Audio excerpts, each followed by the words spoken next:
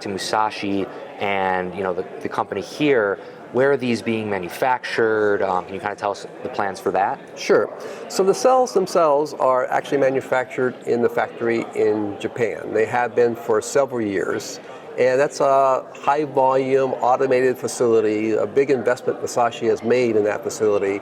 And so those cells are brought over to the US where we actually assemble those cells into configured modules. And then those modules are put into a cabinet that allows us to be able to provide the required voltage levels and the power levels that a data center operator would need. So the idea here is assembled in the US.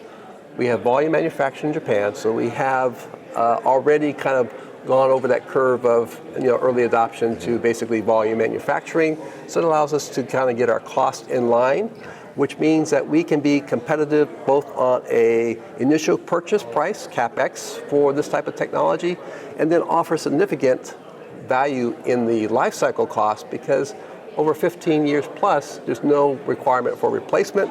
There's very little maintenance or any maintenance that's required for the technology. And because we can operate at higher temperatures, it saves the data center in cooling costs.